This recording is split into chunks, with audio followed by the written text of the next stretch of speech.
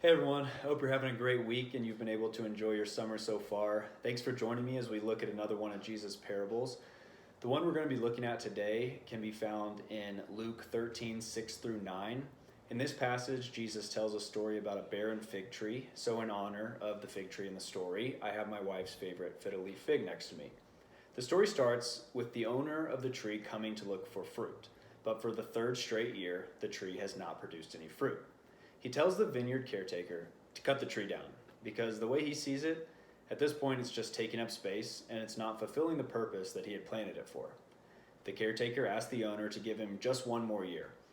He's going to dig around it, he's going to change the soil, he's going to put manure down, and he's going to care for that tree diligently for a year.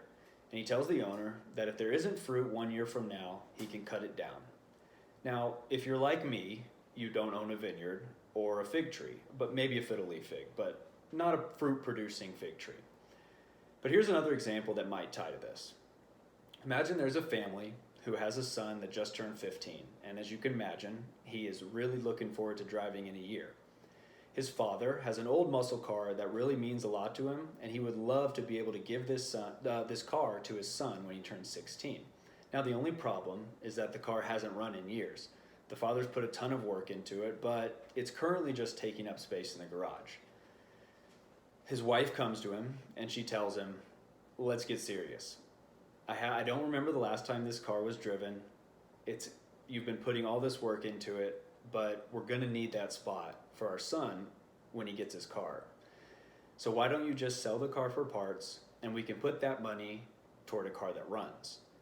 The father thinks about this request for a little bit, and he thinks about the car that he loves, and he says, you just give me one more chance. Give me 1 more year. Our son won't need the car until then, and I promise I will dedicate all my free time to fixing up the car. Then, if the car isn't running by the time he turns 16, we can get rid of it and we can get a new car. So there are 2 parts of this story that stand out to me. The first is the barren fig tree. I'm sure we can all think of an example in our lives in which something is not working how it should or is not providing the value that it was intended to provide for us. When this happens, we have 2 choices. Either we get rid of it, or most of us it ends up in the corner of the garage, or we put in effort on our part to find out why it isn't working properly and then seek to fix that problem. Jim and Ben talked a lot in our most recent series about how faith leads to action. So like the fig tree not producing fruit or the car not running, if our faith is not leading to action, then we are not reaching our full potential.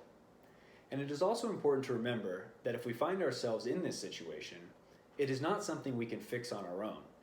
The fig tree needed the caretaker to change its soil. The car needed the father to change its parts. And we need Jesus to change our hearts and our motivations in why we do things. Just like the fig tree can't bring itself back to health, or the car can't make itself run, if we don't allow Jesus to take control of our lives, we will at best stay stagnant, and more than likely will gradually get worse. The fruit of our life shows what kind of person we really are. So if Jesus has really touched our life, it will show in the fruit we bear. Now the last thing to remember is that we should feel a sense of urgency associated with this story. Time is not unlimited. There is a set date in which the owner will come back to see if the fig tree has produced fruit. And there is a set date that the son will turn 16 and he'll need a car to drive. So surrendering our lives to Jesus is not a someday thing. It's a right now thing. Now there's another character in this story that stands out to me as well, and that's the vineyard caretaker. Without this person, the fig tree would be cut down right then, and it wouldn't get a second chance to produce fruit. The caretaker patiently saw the potential that the fig tree had, just as the father sees the potential in the car, and they both wanted just a little bit more time to turn things around. So this is also a story of encouragement and perseverance, that if you find yourself in a situation where you've been sharing your faith with a family member or a close friend, and you haven't seemed to see any fruit of your labor, I would urge you don't give up. It could be right around the corner. So with these 2 thoughts in mind, I want to leave you with a couple questions. Related to the barren fig tree, for those of us who are Christians, if someone were to follow you around for a week, would they know that you are following Jesus with your whole life? and that everything you do is oriented around Him? Or more broadly, would they even have a reason to ask why you're different than other people or why you do things a certain way? And if your honest answer to this question is no, then my challenge to you would be to try to think of one thing that you can do this week to turn your faith into action. The second is related to the vineyard caretaker. Is there someone in your life that you've given up on, or you're just about to lose hope that they will ever change? If so, my challenge for you is to set an alarm on your phone and pray for this person once a day when the alarm goes off. You never know what God's going to show you in this time and lead you to do.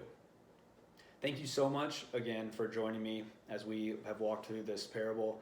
I urge you to go to our channel if you haven't subscribed already and to watch the rest of these videos because they're all really good.